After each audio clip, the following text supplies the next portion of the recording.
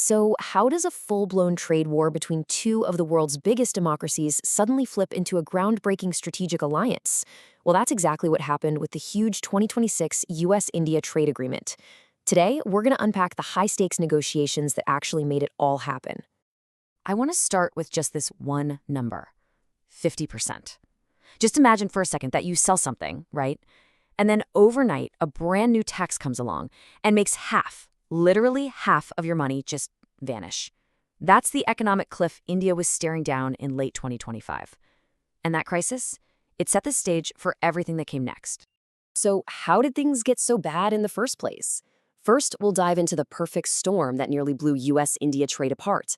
Then we'll get into the strategic reset that saved it all. We're going to dig into who really wins here, look at the big trade-offs in energy and farming, and finally, we'll ask what's next for this powerful new alliance. All right, so let's set the scene. Our story really kicks off in 2025, a year where trade tensions didn't just simmer, no, they boiled over, pushing a decades-long partnership right to the absolute breaking point. And man, things escalated fast. It all started in early 2025 with a 25% reciprocal tariff, basically a tit-for-tat tax. But the real hammer blow came in August, a second 25% penalty, this time because India was still buying Russian oil. And just like that, boom, Indian goods were facing a crippling 50% tax just to get into the US. The economic fallout was immediate, and it was brutal. Almost $19 billion fled the country, and the rupee just plummeted. I mean, the Indian economy was on the ropes, seriously. So how on earth did they manage to pull themselves back from the brink and turn it all around? Well, the answer lies in a single number that completely changed the game. That one game-changing number led to this incredible pivot, the deal that was announced on February 6th, 2026. And look, this wasn't just a truce, it was a total reset of the entire relationship between the two countries. And the heart of the deal was this dramatic reversal right here, that crushing 50% tariff slashed all the way down to just 18%. This single change sent this massive shockwave of relief through the Indian economy.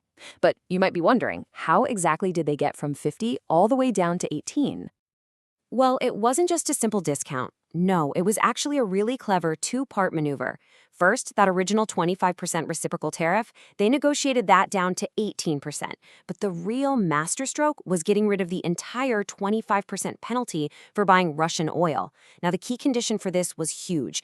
India had to stop its Russian oil imports. You add that all up, and that's how you get to the new 18% rate. Okay, so cutting tariffs was step one, a really big one. But the real prize, that was hidden in sectors that could literally change the future of technology. So what are we talking about here? This is where the deal gets really fascinating. See, it wasn't just about saving old industries. It was all about building new ones. So let's take a look at who really wins from all this. Right off the bat, the immediate winners were India's traditional labor-heavy sectors. Think textiles, leather, footwear. All of a sudden, they could compete again with rivals like Vietnam and Bangladesh. And for high-value industries like gems and jewelry, the deal even puts them on a path to a 0% tariff. That's a massive win for the workshops in places like Surat and Mumbai. But that's just part of the story. The real long-term game is being played in tech. And to get that, we need to understand this term silicon sovereignty. It's basically the idea that in the 21st century, making your own computer chips, the tiny electronic brains that run our world, is as vital as having your own energy supply. It's all about not being dependent on any single country, especially China, for this critical tech. And this idea? It's right at the heart of this deal. So, here's the playbook. This agreement basically creates a new high-tech alliance. India commits to buying crucial US hardware, like NVIDIA's super-powerful GPUs, to fuel its own AI ambitions. And in return, Indian-made electronics, like the ones coming out of the new Micron semiconductor plant in Sanand, get much better access to the US market. This makes them way more competitive than similar components from China. It's a perfect win-win, designed to build a whole new, more resilient tech supply chain. Of course, a deal this massive doesn't just happen for free, right? There were some major trade-offs involved. So what did India have to put on the table to get this historic agreement across the finish line? Well, this was the great exchange. It was a classic, you give me this, I'll give you that.